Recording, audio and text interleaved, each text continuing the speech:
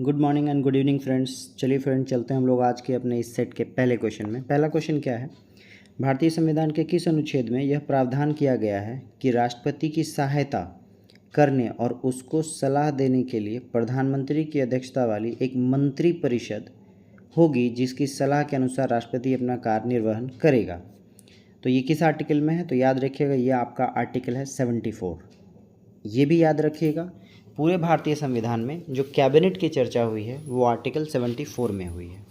और ये जो इसका लास्ट में ये जो लाइन दिखा है कि जिसकी सलाह के अनुसार राष्ट्रपति अपने कार्यों को निर्वहन करेगा, इस वर्ड में जो है वो मैंडेटरी कर दिया गया था। पहले ये क्या था, एक सलाहकारी था, और बाद में ये आपका इंदिरा गांधी के टाइम में 1976 का 42nd कॉन्स्टिट्यूशन अमेंडमेंट में इसको बाध्यकारी बना दिया गया कि नहीं, मंत्रिपरिषद के सलाह को मानना ही पड़ेगा। क्लियर? तो ये आर्टिकल कौन सा है? 74 का फर्स्ट नंबर है। नेक्स्ट क्वेश्चन क्या है? 14 वर्ष से कम उम्र के बच्चों को जोखिम भरे काम पर न लगाना किस अधिकार के प्रति संरक्षण है? तो याद रखिएगा, ये आपका क्या है? शोषण के विरुद्ध अधिकार। कैसा है?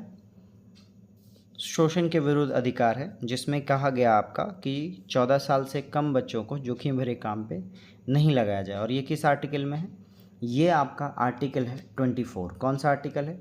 आर्टिकल 24 में ये डिस्कशन किया गया है। चलें आगे। नेक्स्ट क्वेश्चन क्या है? नेक्स्ट क्वेश्चन है, लोकतांत्रिक पूंजीवाद यानी कि डेमोक्रेटिक कैपिटलिज्म सर विश्वेश्वरैया योजना से प्रभावित रहा है। यह किस देश से प्रभावित है? तो याद रखेंगे, ये जो डेमोक्रेटिक कैपिटलिज्म है ये आपका अमेरिका से प्रभावित है। किससे रिलेटेड है? अमेरिका से रिलेटेड है। क्लियर? चलें आगे। नेक्स्ट क्वेश्चन है, पंचायती राज की अन्य संस्थाओं की तरह ग्राम पंचायत के लिए भी अनुदान यानी कि सब्सिडी का प्रावधान कौन संस्था करता है?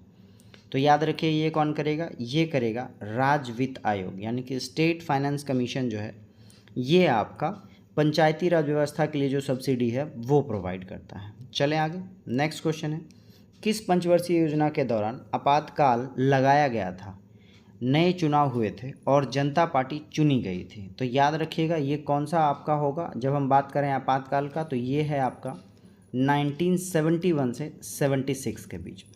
क्लियर? और आप कभी भी कंफ्यूज होंगे तो याद रखिएगा, 1951 से आपका चल रहा था, तो 51 से 56 होगा, फिर 56 से 61 होगा, 61 से 66 होगा। पहला, दूसरा, तीसरा और चौथा, यानी कि पहला, दूसरा और तीसरा।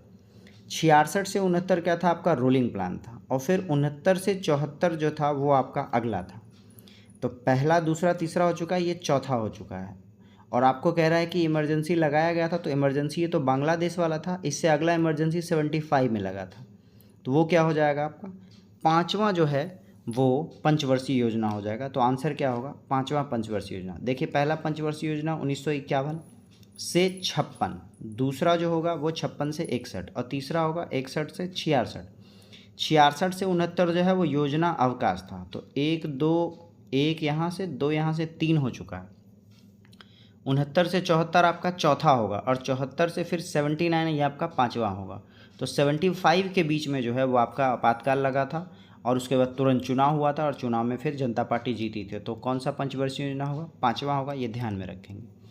नेक्स्ट है, किस महिला को भारतीय क्रांतिकारियों की माता कहा जाता है? तो याद रखिएगा, ये ऐसा क्वेश्चन है जो रिपीटेड है, और आप सभी को इसका आंसर कमेंट बॉक्स में या लाइव चैट में देना चाहिए। आंसर क्या होगा? आंसर होगा मैडम भिखाजी कामा। क्या आंसर है? मैडम भिखाजी कामा। चलें आगे।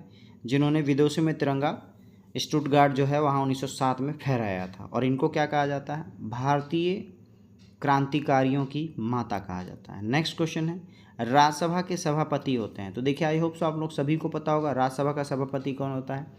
उपराष्ट्रपति होता है। नेक्स्ट क्वेश्चन है, भारत में मानव अधिकार सुरक्षा अधिनियम कब पारित हुआ था? तो भारत में मानव अधिकार सुरक्षा अधिनियम 1993 में पारित हुआ था। कब हुआ था? 1993 में लागू हुआ था। नेक्स्ट क्वेश्चन है आपका, आर्थिक दृष्टि से एक पिछड़े देश की विशेषता नहीं है, आपसे पूछ रहा है। किसकी? पिछड़े देश की। तो देखिए, प्रति व्यक्ति निम्न आय ये पिछड़े देश की विशेषता है। उच्च मृत्यु दर हो गया, उच्च निरक्षरता हो गया, ये भी है। प्राथमिक क्षेत्र में निम्न श्रम अनुपात, ये जो है गलत है।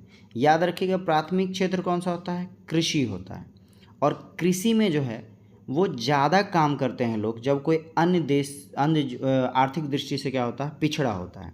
तो याद रखिएगा, जो विकासशील देश है या विकसित देश है उसमें ये अनुपात कम होता है। ठीक है, तो आंसर क्या होगा, डी नंबर इसका आंसर होगा। आपको पूछ रहा है पिछड़े देश की व्यवस्था नहीं है अर्थव्यवस्था के हिसाब से, तो प्राथमिक क्षेत्र में निम्न श्रम अनुपात यानी कि कम लोग काम कर रहे हो, ये गलत है। चलते हम लोग अगले क्वेश्चन में। अगला क्वेश्चन क्या है, बांग्लादेश की आधिकारिक भाषा क्या है। तो आप ऑप्शन देखेंगे तो क्लियर हो जाएगा, बांग्लादेश की आधिकारिक भाषा क्या होगी, बांग्ला होगी। क्या होगी, बांग्ला होगी। नेक्स्ट क्वेश्चन क्या है, पंचायत समिति के सदस्य। तो याद रखिएगा, ये क्वेश्चन भी काफ़ी टाइम रिपीट हो चुका है और हम लोग को इसको याद रखना पड़ेगा। पंचायत समिति का जो सदस्य होता है, सभी का सभी जो होता है वो जो आपका वोट के लिए एज है 18 साल, उसके द्वारा जितने लोग होते हैं वही जो है पंचायत समिति के सदस्य होते हैं। तो ऑप्शन देख लेते हैं, ऑप्शन क्या क्या है आपका, खंड विकास अधिकारी द्वारा मनोनीत किया जाता है, नहीं है। जिला पंचायत अध्यक्ष नहीं है। प्रत्यक्ष रूप से जनता द्वारा निर्वाचित। देखिए मैंने आपको कहा था कि जितने लोग इसमें होते हैं पंचायत समिति में, सभी के सभी क्या होते हैं, एक तरह के जिनका एज 18 प्लस हो गया हो, है ना, जो वोट देने लायक लोग हैं, उन्हीं को पंचायत समिति का सदस्य बनाया जाता है। तो आंसर क्या होगा, सी नंबर आपका आंसर सही है। नेक्स्ट क्वेश्चन क्या है आपका, भारत में प्याज उत्पादन में मुख्य राज्य कौन सा है। ऑप्शन देख लीजिए, ऑप्शन के अकॉर्डिंग हमारा आंसर क्या है, महाराष्ट्र। कौन है, महाराष्ट्र जो है प्याज उत्पादन में प्रमुख राज्य है। नेक्स्ट क्वेश्चन, क्वेश्चन नंबर 13 क्या कह रहा है, हड़प्पा संस्कृति का एक अन्य नाम है। तो अब देखिए ऑप्शन देखेंगे तो आपको पता चलेगा, हड़प्पा सभ्यता का एक और नाम है जिसको हम कांस्य युगीन सभ्यता कहते हैं। क्या कहते हैं, कांस्य युगीन सभ्यता कहते हैं। नेक्स्ट क्वेश्चन है आपका, बौद्ध कला का प्रसिद्ध केंद्र कौन सा है। ऑप्शन देखेंगे, बौद्ध कला का प्रसिद्ध केंद्र बोल रहा है कुशीनगर, अमरावती, कपिलवस्तु और श्रावस्ती। तो आंसर क्या होगा, आंसर है अमरावती। ठीक है, अमरावती में बौद्ध कला का प्रसिद्ध केंद्र माना जाता है। नेक्स्ट क्वेश्चन क्या है आपका, महरौली अभिलेख से किस सम्राट के संबंध में जानकारी प्राप्त होती है। तो देखिए महरौली अभिलेख से किसके बारे में मिलती है, चंद्रगुप्त सेकंड के बारे में। अच्छा, चंद्रगुप्त सेकंड किस वंश से रिलेटेड थे, तो याद रखिएगा गुप्ता डायनेस्टी से थे, यानी कि गुप्त वंश से रिलेटेड थे। क्लियर, चलें आगे। नेक्स्ट क्वेश्चन क्या है आपका, वेदांत शब्द का प्रयोग किसके लिए किया जाता है। तो देखिए वेदांत शब्द का उपयोग किसके लिए होता है, ऑप्शन देख लीजिए, अरण्यकों के लिए, ब्राह्मण ग्रंथों के लिए, वेदों के लिए और उपनिषदों के लिए।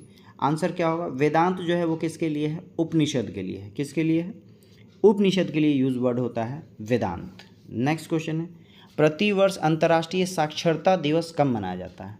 तो प्रतिवर्ष अंतर्राष्ट्रीय साक्षरता दिवस मनाया जाता है 8 सितंबर को। कब मनाया जाता है, 8 सितंबर को। और जबकि 5 सितंबर को हम लोग क्या मनाते हैं, शिक्षक दिवस मनाते हैं। और 8 सितंबर को क्या है, अंतर्राष्ट्रीय साक्षरता दिवस है।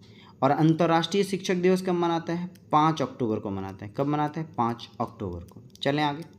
नेक्स्ट क्वेश्चन क्या है आपका, निम्नलिखित में से कौन सा कथन सही है।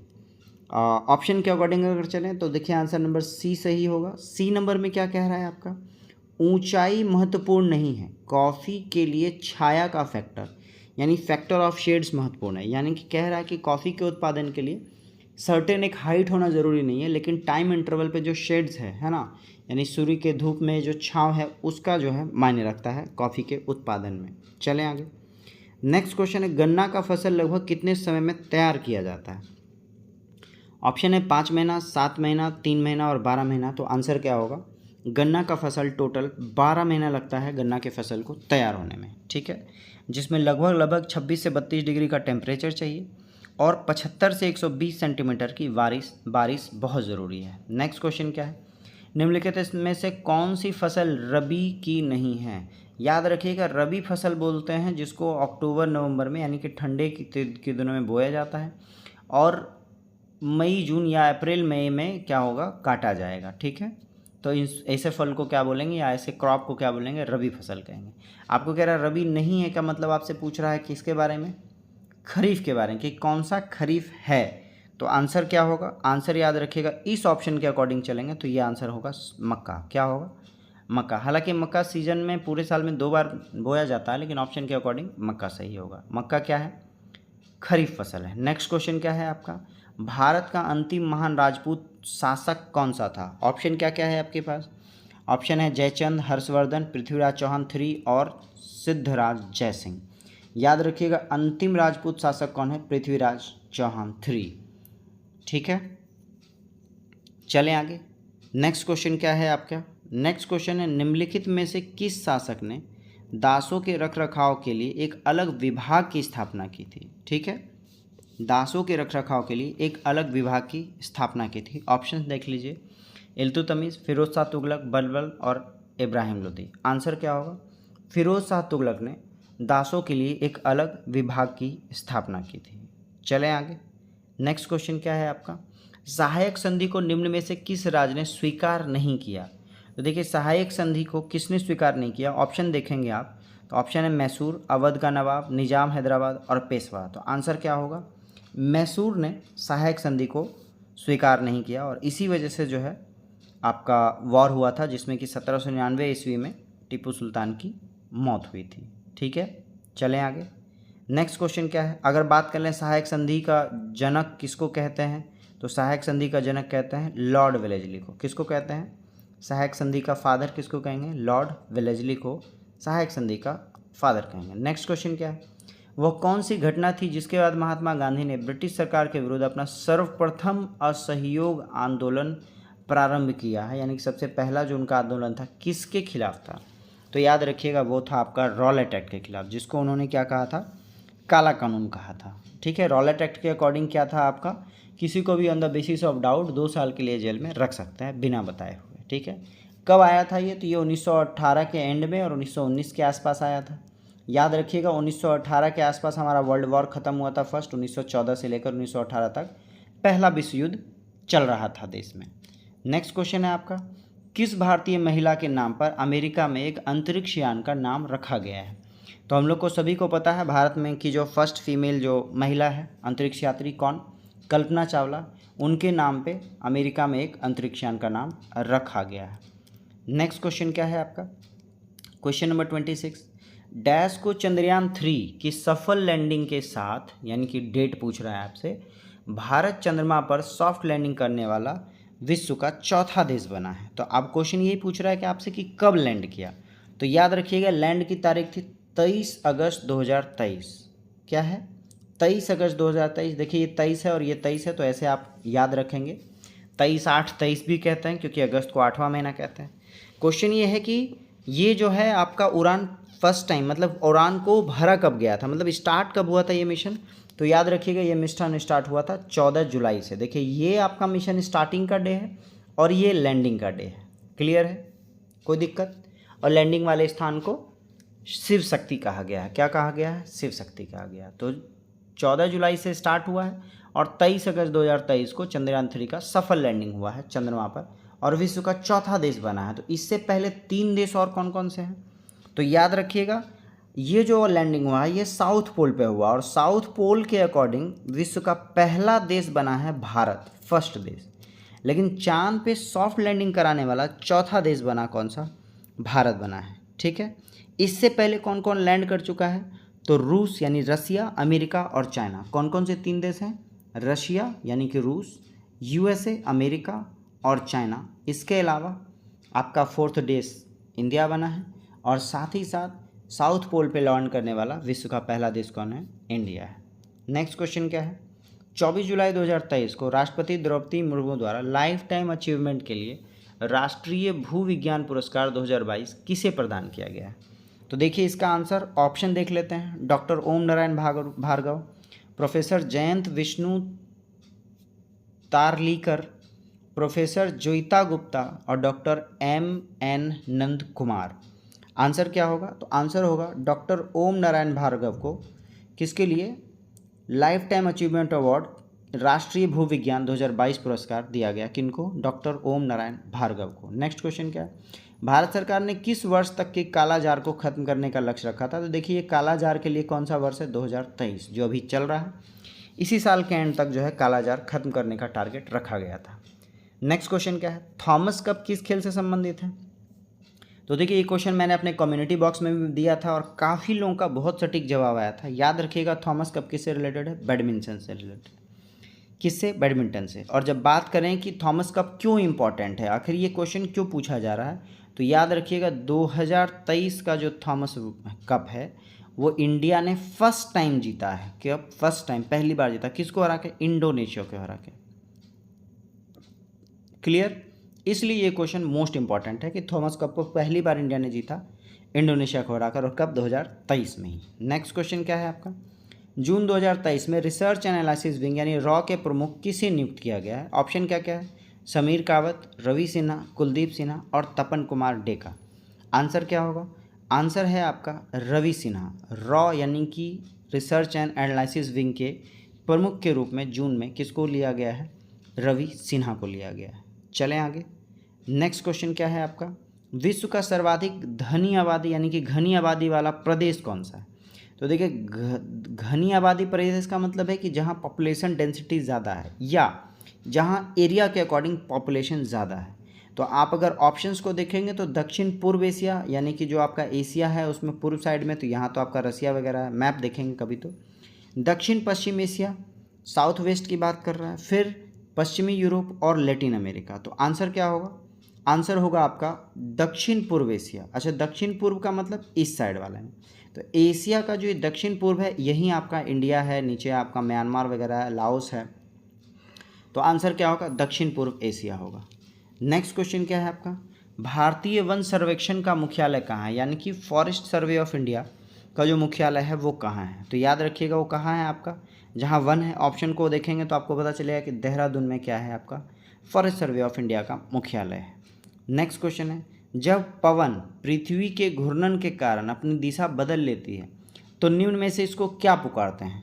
तो आप ऑप्शन देखेंगे तो आप देखेंगे भू विक्षेपी पवन, है ना, जियोट्रॉपिक विंड्स कहते हैं।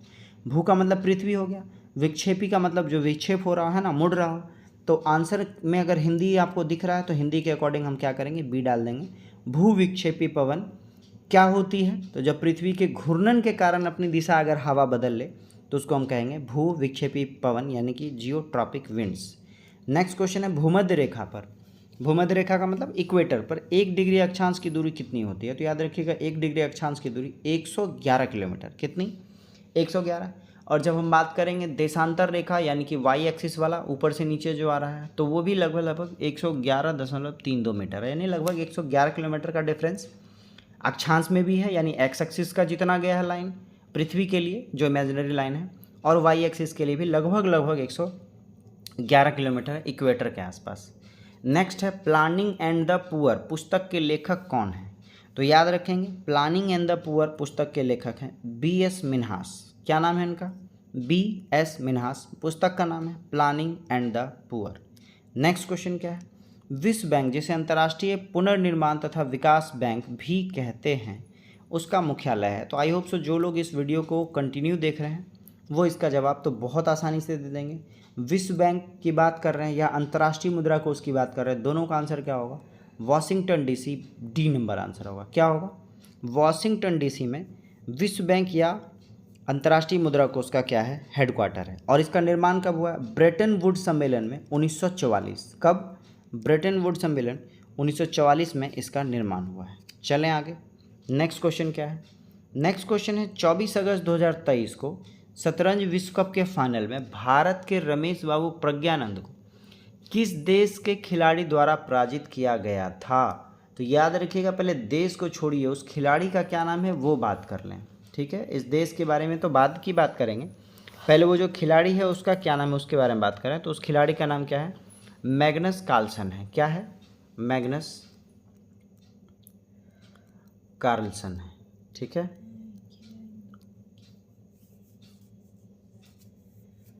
और जब बात करें हम देश की, तो देश कौन सा है? वो देश है नॉर्वे, ठीक है। चलें आगे। यानी कि मैग्नस कार्लसन क्या है?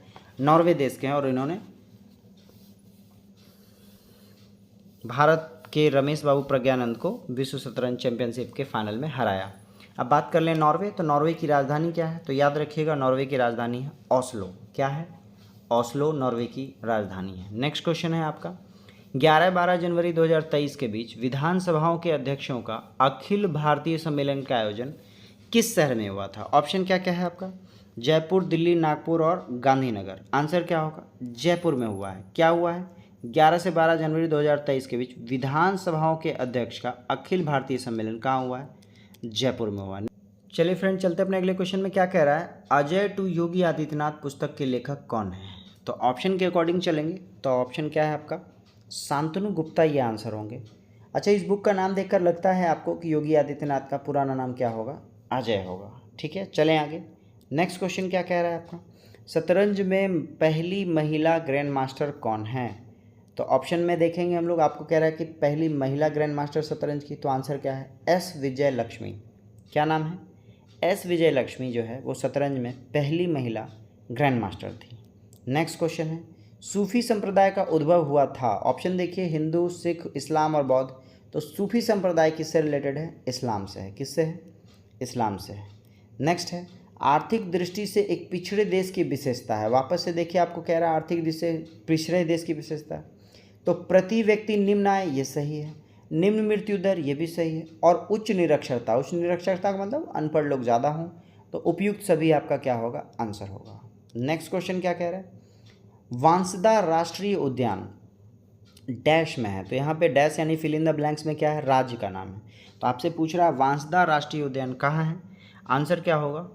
गुजरात होगा। Option number B. याद रखिएगा, गुजरात में और एक राष्ट्रीय उद्यान है, नेशनल पार्क है, जिसको हम लोग कहते हैं गिर नेशनल पार्क। तो वांसदा और गिर राष्ट्रीय उद्यान कहाँ है? गुजरात में। किस देश का झंडा दोहरे त्रिभुज के रूप में है? तो दोहरे त्रिभुज के रूप में किस देश का झंडा है? ऑप्शन के अकॉर्डिंग देखेंगे तो हमारा पड़ोसी कौन? नेपाल। नेपाल का झंडा क्या है? दोहरे त्रिभुज वाला है। नेक्स्ट क्वेश्चन है, अष्टछाप की स्थापना किसके द्वारा की गई? तो देखिए, अष्टछाप की स्थापना की गई है आचार्य विट्ठल नाथ द्वारा। किसके द्वारा? आचार्य विट्ठल नाथ द्वारा अष्टछाप की स्थापना की गई है। नेक्स्ट क्वेश्चन, बिहार से उड़ीसा और झारखंड कब अलग हुआ? तो याद रखिएगा, जब उड़ीसा की बात करें तो 1936 आता है माइंड में। ऑप्शन में ये और ये दोनों हैं। और जैसे ही झारखंड की बात आती है तो झारखंड 2000 की बात हो रही है, यानी ये। तो आंसर क्या होगा? आंसर सी होगा। बिहार से जो उड़ीसा है 1936 में अलग हुआ है और झारखंड 2000 में हुआ है। नेक्स्ट क्वेश्चन क्या है? बिहार में 1857 की क्रांति के नेता बाबू कुंवर सिंह का देहांत कब हुआ है? तो याद रखिएगा, इनका देहांत कब हुआ है? 26 अप्रैल 1958, सॉरी 1858। कब? 26 अप्रैल 1858 में बाबू कुंवर सिंह की देहांत हुई थी। नेक्स्ट क्वेश्चन क्या है? बहावी आंदोलन का प्रमुख केंद्र था। तो याद रखिएगा, बहावी आंदोलन का प्रमुख केंद्र क्या था? पटना था। क्या था? पटना था। ये आप ध्यान में रखेंगे। ठीक है, चलें आगे। 1850 के दशक में जो है वो बहावी आंदोलन हुआ था। कहाँ? 1850 के दशक में। और ये किससे रिलेटेड है? ये आपके मुस्लिम संप्रदाय से रिलेटेड है। ठीक है, कौन सा? बहावी आंदोलन। नेक्स्ट क्वेश्चन है, निम्नलिखित में से कौन कर्नाटक संगीत की त्रिमूर्ति में से एक है? तो सबसे पहले ये जानिए कि कर्नाटक जो आपका संगीत है उसमें त्रिमूर्ति का क्या नाम था? तो उनका नाम था त्यागराज, मुथुस्वामी दीक्षितार और श्यामा शास्त्री। तो आप ऑप्शन में देख सकते हैं, उनमें से एक कौन सा है? त्यागराज जो हैं वो कर्नाटक संगीत त्रिमूर्ति में से एक है। इनके अलावा दो नाम और क्या था? तो मैंने आपको बताया मुथुस्वामी और श्यामा शास्त्री, दो अन्य नाम थे। नेक्स्ट है, बिहार राज्य के किस जिले का जनसंख्या घनत्व सबसे अधिक है? पॉपुलेशन डेंसिटी की बात कर रहा है। आंसर क्या होगा? आंसर ऑप्शन देखिए, तो आंसर के अकॉर्डिंग चलेंगे तो आपका शिवहर होगा। वो क्या है? जनसंख्या घनत्व सबसे अधिक है। और शिवहर की बात करें तो कितना जनसंख्या घनत्व है? 1880। कितना है? 1880। और सबसे कम की बात करेंगे तो कम देखिए क से लिखते हैं तो कैमूर याद रखिए। क्या याद रखना है? कैमूर याद रखना है, सबसे कम है जनसंख्या घनत्व के मामले में। नेक्स्ट क्वेश्चन क्या है आपका? यदि चंद्रमा पर बम विस्फोट हो तो उसकी आवाज़ पृथ्वी पर कितने समय बाद सुनाई देगी? तो अगर चंद्रमा पे विस्फोट होगी तो चंद्रमा पे कोई एटमॉस्फेयर नहीं है तो पृथ्वी तक आवाज़ आएगी ही नहीं। आंसर होगा नन ऑफ दीज, इनमें से कोई नहीं। जल की कठोरता किसके कारण होती है? जल की कठोरता Ca होल HCO3 से होती है। चलें आगे, ध्यान रखेंगे इसको। नेक्स्ट क्वेश्चन है, भारतीय रक्षा मंत्रालय द्वारा इंटरनेट से जुड़े सभी कंप्यूटर के माइक्रोसॉफ्ट ऑपरेटिंग सिस्टम को हटाकर कौन सा नया स्वदेश में विकसित विंडोज़, याद रखिएगा माइक्रोसॉफ्ट को हटाकर आपको कौन सा विंडोज़ के साथ बदलना है? और आंसर क्या होगा? आंसर है माया। क्या है? माया है, जो उबंटू जो सिस्टम से बना हुआ है। चलें, पूछ रहा है पीतल एक मिश्र धातु है जबकि वायु एक है, क्या है? तो गैस, मिश्रण, यौगिक और विलयन। तो याद रखिएगा वायु भी एक क्या है? मिश्रण है। ये ध्यान रखिएगा, वायु इज ऑल्सो अ मिक्सचर, और पीतल भी जो है वो मिक्सचर है। पीतल किसका किसका है, मैंने बताया था पिताजी होता है, यानी कि ता से तांबा, जी से जस्ता, ठीक है, ये पीतल का कंपोजिशन है। क्वेश्चन नंबर 55 की बात कर लें, इंसुलिन की कमी से होने वाला रोग। तो आई होप सो आप इस क्वेश्चन का जवाब कमेंट बॉक्स या लाइव चैट में देंगे। किस ताप पर H2O का घनत्व अधिक होता है, यानी कि आपका जल के बारे में पूछ रहा है। तो जल क्या है, हम लोग को पता है 4 डिग्री सेल्सियस, कितना है 4 डिग्री सेल्सियस। और हम लोग को क्या है ऑप्शन में, देखिए ऑप्शन देखेंगे ये मार देंगे और ये गलत हो जाए, क्योंकि यहाँ फ़ारेनहाइट है। तो डिग्री सेल्सियस से फ़ारेनहाइट का फॉर्मूला क्या था, तो degree Celsius is equal to क्या था आपका, फ़ारेनहाइट -32 इंटू 5/9, क्या था 5/9। आपको पता है कि सी का वैल्यू कितना है 4 है, तो 4 और 9 चके क्या होगा 36, 36/5, और ये -32 है, इधर आएगा तो +32 हो जाएगा। तो 36/5 को हम लेकर देखेंगे तो हमारे पास आ जाएगा 7.2 और +32, तो 32 और 7 क्या होगा 39.2 फ़ारेनहाइट, ये आपका आंसर है। H2O का घनत्व अधिकतम फ़ारेनहाइट में दिया है 39.2 डिग्री फ़ारेनहाइट, और जब बात करेंगे डिग्री सेल्सियस में तो होगा 4, तो इसलिए ऑप्शन में यहाँ 4 दिया है ताकि आप गलत कर लें। बहुत ध्यान से पढ़ना है आपको। नेक्स्ट क्वेश्चन है, निम्नलिखित में से कौन स्तनधारी नहीं है। तो याद रखिएगा आपका जो ऑप्शन में मगरमच्छ है ये क्या है आपका स्तनधारी नहीं है। नेक्स्ट क्वेश्चन, निम्नलिखित विद्युत चुंबकीय तरंगों में किसकी तरंग दैर्घ्य अधिकतम होती है। तो याद रखिएगा तरंग दैर्घ्य अधिकतम होगी किसकी, इंफ्रारेड, अवरक्त प्रकाश किरण, यानी कि जिसका लाल से भी ज़्यादा तरंग दैर्घ्य हो उसको हम इंफ्रारेड कहते हैं, और बैगनी से भी कम होता है तो उसको हम लोग जो ओजोन जो है वो एब्जॉर्ब कर लेता है पराबैगनी कहते हैं। तो अवरक्त किरणों का तरंग दैर्घ्य क्या होगा, सबसे ज़्यादा होगा। नेक्स्ट है, आश्रु गैस का रासायनिक नाम क्या है। तो देखिए हम लोग को पता है कि आश्रु गैस में क्लोरीन होता है, क्योंकि क्लोरीन से ही वो आँख में जलन होती है। जब हम लोग ब्लीचिंग पाउडर की बात करते हैं तो उसमें भी क्लोरीन होता है। ऑप्शन में देखा तो मैंने एक ही जगह क्लोरो नज़र आया, तो याद रखिएगा आंसर ए होगा। आश्रु गैस का रासायनिक नाम है अल्फ़ा क्लोरो एसीटोफिनॉन। क्या है, अल्फ़ा क्लोरो एसीटोफिनॉन जो है वो आपके आश्रु गैस का क्या है फॉर्मूला है। क्लियर है। और जब इसको लिखेंगे तो क्या लिखेंगे, इसको लिखेंगे CCl3, देखिए है ना, 3 जो है आपका क्लोरीन है इसमें, मैंने बताया क्लोरीन होगा और क्या होगा NO2 होगा। क्लियर, इसको बोलेंगे अल्फ़ा क्लोरो एसीटोफिनॉन। ठीक है। नेक्स्ट क्वेश्चन क्या है, यदि किसी लेंस का आधा भाग काले कागज़ से ढक दिया जाए तो उसके द्वारा उत्पन्न जो प्रतिबिंब होगा उसका लाइटनेस कम होगा, क्या होगा, उसकी चमक थोड़ी कम हो जाएगी, क्योंकि आप हाफ को ढक दे रहे हैं तो सिर्फ ऊपर ही ऊपर जो है वेव चला जाएगा और जो पूरा रोशनी है, जो पूरा चमक है वो क्या होगा, कम होगा। नेक्स्ट है आपका, मानव नेत्र के संबंध में निम्नलिखित में से कौन सा कथन सही है। याद रखिएगा मानव नेत्र में देखेंगे नेत्र का जो लेंस है रेटिना पर प्रकाश केंद्रित करता है, यानी कि नेत्र का जो लेंस है वो रेटिना पर इमेज बनाता है। आंसर क्या होगा, ए आपका सही होगा। नेक्स्ट क्वेश्चन, निम्नलिखित में से किस सूचक के साथ बेकिंग सोडा का विलयन मिलाने पर हरा रंग प्राप्त होता है। बेकिंग सोडा समझ रहे, खाने वाले सोडा को बोल रहा है, खाने वाला सोडा को किसके साथ मिला देंगे तो हरा रंग मिलेगा। ऑप्शन क्या है आपके पास, मिथाइल ऑरेंज है, फिर हल्दी है, चाइना रोज़ है और फिनोफ्थिलीन है। आंसर क्या होगा, चाइना रोज होगा। अच्छा, चाइना रोज़ क्या होता है, तो आपने ओरहुल का नाम सुना होगा। ओरहुल जो दुर्गा पूजा में हम लोग यूज़ करते हैं पूजा में, उसी को क्या कहा जाता है, चाइना रोज़ कहा जाता है। और उसको अगर बेकिंग सोडा के साथ मिलाएंगे तो हम लोग को ग्रीन कलर प्राप्त होगा। कौन सा होगा, ग्रीन कलर। नेक्स्ट कौन सा है, ब्लू बेबी सिंड्रोम निम्नलिखित में से किसके कारण होता है। तो देखिए ब्लू बेबी सिंड्रोम के बारे में बात करेंगे, उसमें क्या होता है, बच्चा का जो स्किन का कलर है वो हल्का नीला हो जाता है या सान हो जाता है। तो ये देखिए आपका आंसर क्या है, मीथोमोग्लोबिन के कारण। क्या है, आंसर नंबर डी क्या है, मीथोमोग्लोबिन के कारण जो है वो आपका ब्लू बेबी सिंड्रोम जो होता है वो बीमारी होती है। आंसर क्या है आपका, आंसर नंबर डी है। नेक्स्ट क्वेश्चन क्या है आपका, निम्नलिखित में से कौन सा कथन गलत है। तो देखिए आपको पहला ही क्वेश्चन बोल रहा है कि मानव शरीर में आयोडीन की कमी से एनीमिया होता है। आपको पता है एनीमिया जो है वो किसकी कमी से होगा, आयरन की कमी से होगा। और यहाँ कह रहा है आयोडीन की कमी से, आयोडीन की कमी से घेंगा होता है। तो आंसर क्या होगा, ए नंबर आपका आंसर होगा। आपसे क्वेश्चन में पूछ रहा था कि कौन सा गलत है। क्लियर, चलें आगे।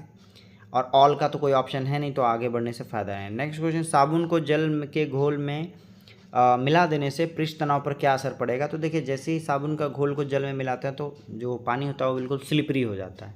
तो याद रखिएगा पृष्ठ तनाव क्या हो जाता है, घट जाता है। क्लियर। नेक्स्ट क्वेश्चन क्या कह रहा है, Mg2P2O7 में P की ऑक्सीकरण संख्या क्या है। तो देखिए P का ऑक्सीकरण संख्या निकालने का तरीका क्या है, मैग्नीशियम का आपको पता है एटॉमिक नंबर 2 होता है, पॉजिटिव का क्योंकि दान करता है, और गुना 2 क्योंकि ये बाहर 2 लगा हुआ है। फॉस्फोरस की बात कर लीजिए पी से, तो फॉस्फोरस का जब हम लोग काउंटिंग करेंगे तो हम लोगों को पी ही बोल रहा है तो पी को हम लोग एक्स कंसिडर करेंगे, तो ये लिख लेंगे 2x। प्लस ऑक्सीजन का पता है हम लोग को -2 होता है ना, 2 लेने वाला है, ऐसा 7 है। और टोटल जो ऑक्सीकरण आउटपुट होता है वो 0 होता है, ये आपको ध्यान में रखना है, ठीक है, प्लस माइनस मिला के। ये हो गया 2 दूनी 4 और यहाँ हो गया 7 दूनी -14, तो -14 और 4 को इक्वेट करेंगे तो 10 होगा, 10 माइनस वाला उधर चला जाएगा तो +10 होगा, 2 से इसको कट करेंगे तो x का वैल्यू 5 आएगा। यानी आपसे पूछ रहा है कि इसमें p का ऑक्सीकरण संख्या क्या है, पॉजिटिव में क्या आएगा, 5 आएगा। आई होप सो आपने ऑक्सीकरण आज निकालना सीख लिया होगा। नेक्स्ट क्वेश्चन है क्वेश्चन नंबर 67, क्या कह रहा है, ऊर्जा के एक आदर्श पिरामिड में यदि हरे पौधे द्वारा 500 जूल, ठीक है, सौर ऊर्जा का ग्रहण किया जाता है तो केवल डैश पौधे द्वारा अवशोषित होता है। देखिए लास्ट वीडियो या सेकंड लास्ट मैंने सेट में बताया था कि पौधे द्वारा 1% एब्जॉर्ब होता है, बाकी सब छोड़ दिया जाता है। 500 जूल का जब हम 1% निकालेंगे तो आंसर क्या होगा, 5 जूल होगा। क्या होगा, 5 जूल आपका आंसर होगा। नेक्स्ट क्वेश्चन है, एक ट्रांसफार्मर मुख्यतः बदलता है, तो याद रखिएगा ट्रांसफार्मर में क्या चेंज होता है, वोल्टेज चेंज होता है। हाई वोल्टेज को लो वोल्टेज में कन्वर्ट किया जाता है ट्रांसफर के थ्रू, या लो को बढ़ाकर हाई किया जाता है। नेक्स्ट क्वेश्चन है, प्रकृति रबड़ का बहुलक क्या है। आई होप सो ये सब क्वेश्चन का आंसर आप लोग क्या करेंगे, लाइव चैट या कमेंट बॉक्स में देंगे। प्राकृतिक रबड़ का बहुलक है या किसका बहुलक है, निम्नलिखित में से कौन सा एक साधारण स्थायी उत्तक है। स्थायी उत्तक का मतलब परमानेंट टिश्यू के बारे में बात कर रहा है। ऑप्शन देखेंगे तो पहला ही ऑप्शन जो है मृदुत्तक यानी कि पैरेन्काइमा जो है वो आपका क्या है, स्थायी उत्तक है। क्लियर हो गया। नेक्स्ट क्वेश्चन क्या है आपका, उच्च स्तर भाषा के स्रोत कूट को यानी कि कोडिंग को पंक्ति दर पंक्ति या बहुत ध्यान से देखिएगा जो सेंटेंस वाइज जो है मशीन जो है वो कोड में बदल देने वाला अनुवादक प्रोग्राम को क्या कहते हैं। कंप्यूटर का एक क्वेश्चन है, मोस्ट इंपॉर्टेंट क्वेश्चन है, फ्रीक्वेंट क्वेश्चन, बार बार पूछा जाता है। यहाँ कह रहा है कि पंक्ति दर पंक्ति, पूरे को एक साथ नहीं, एक एक लाइन को जो है क्लियर करके उसको हमको मशीनी लैंग्वेज में बदल देता है, उसको क्या कहते हैं, उसको कहते हैं कंपाइलर। क्या कहते हैं, कंपाइलर कहा जाता है। नेक्स्ट क्वेश्चन क्या है आपका, यदि लाल फूल को हरे शीशे में देखा जाए तो कैसा होगा। बहुत ही बउआ वाला क्वेश्चन है, इसको जल्दी से लाइव कमेंट या चैट में डाल दीजिए, लाल काला सफ़ेद और हरा। नेक्स्ट क्वेश्चन है, माइकलसन मोर्ले प्रयोग आधार बना था, तो याद रखिएगा माइकलसन मोर्ले जो प्रयोग था वो आधार बना ईथर परिकल्पना के पतन का। किसका, ईथर परिकल्पना के पतन का आधार बना माइकलसन मोर्ले प्रयोग। नेक्स्ट क्वेश्चन है क्वेश्चन नंबर 74, एक डायोड क्या होता है। देखिए भी क्वेश्चन रिपीटेड है और आप लोगों को सबको आना चाहिए। एक डायोड क्या होता है, केवल एक दिशा में चलता है। क्या होता है, केवल एक दिशा में चलता है एक डायोड। नेक्स्ट क्वेश्चन क्या है आपका, डीएनए में प्यूरिन क्षार है, यानी कि आपसे पूछ रहा है क्षार के बारे में कि बेसिक डीएनए में क्या है, तो आंसर क्या होगा, आंसर होगा एडेनिन और गुआनिन। क्या है, एडेनिन और गुआनिन डीएनए में प्यूरिन क्षार है। नेक्स्ट क्वेश्चन है आपका मैथ्स का, मैथ्स के 2-3 क्वेश्चन को देंगे, फिर रीजनिंग के 4-5 क्वेश्चन को लेंगे। आप लोग सभी से रिक्वेस्ट है कि पॉज कीजिए, पहले पेन पेपर ले लीजिए और साथ साथ बनाते हैं हम लोग। आपको पूछ रहा है कि इसमें x का मान क्या है। देखिए एक रीजनिंग का क्वेश्चन है, मैथ में पूछ रहा है। आप यहाँ से यहाँ देखेंगे तो -42 हुआ है, ठीक है, फिर यहाँ से यहाँ देखेंगे तो -40 हुआ है, ठीक है। हमको दिख रहा है कि ये 2 घटा है, तो हो सकता है अगला 2 घटे तो -38 होगा। इसमें से -38 करेंगे तो 342 आएगा, कितना आएगा, 342 आएगा। अच्छा 38 घटा तो अब कितना घटा है, 36, तो 342 से अगर 36 घटा दें तो देखिए 306 आ जाएगा। क्या आएगा, 306 आएगा, यानी कि हमारा जो आंसर 342 है वो क्या है, बिल्कुल ही सही है। नेक्स्ट क्वेश्चन क्या है, 1/12 का कौन सा भाग 3/8 है, तो याद रखिएगा आपको कुछ नहीं करना है, 1/12 को किससे गुना करें जिससे कि ये 3/8 हो जाए। तो देखिए मैंने ऑप्शन को सीधा सीधा लिखा 9/2, यानी कि यहाँ 9/2 लिख लें तो 3 से 3 तिया 9, 3 चौक 12 और 4 दूनी 8। आपको दिख रहा होगा 3/8 है, तो आंसर क्या होगा, आंसर नंबर डी होगा। क्या होगा, answer number D. Next question, एक अतिथि गृह का पहला 3 दिन का किराया 50 रुपये प्रतिदिन, मतलब 150 रुपया टोटल 3 दिन का। अगले 5 दिन का किराया 100 रुपया, मतलब टोटल 500 रुपया, ठीक है। 3 दिन का हम लोग का 150 आया, ठीक है। अगला 5 दिन का टोटल 500 आ चुका है, ठीक है। इसके बाद क्या रखता था, अगले दिनों के लिए किराया 300 रुपये प्रतिदिन। आरंभ में रजिस्ट्रेशन शुल्क 50 रुपया, तो ये लीजिए ये 50 रुपये भी हमने जोड़ लिया, ठीक है। क्लियर, 50 तिया 150 और 5 के हिसाब से 500। अब कह रहा है यदि एक अतिथि ने कुल 1300 रुपया दिया। अब देखिए 1300 रुपये में बंटवारा कर देते हैं हम लोग। 1300 लिखा हमने, 50 रुपया तो पहला रजिस्ट्रेशन लगा होगा, फिर 3 दिन का कितना लगा होगा, 150 लगा होगा, फिर अगले 5 दिन का क्या लगा होगा, 500 लगा होगा। जब इन तीनों को ऐड किया हमने तो हमारे पास क्या आ गया, 700 आ गया।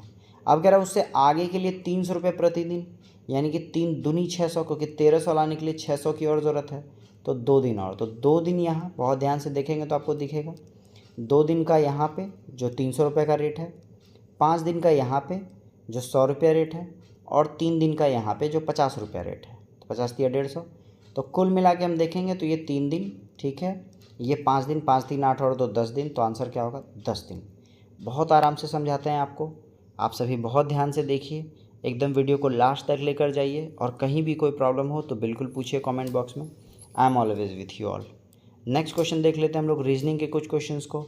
रीजनिंग का भी बहुत ज़बरदस्त क्वेश्चन है। क्वेश्चन पूछ रहा है कि चीनी का संबंध डैश से है ना, है वही संबंध है जो खोए का है।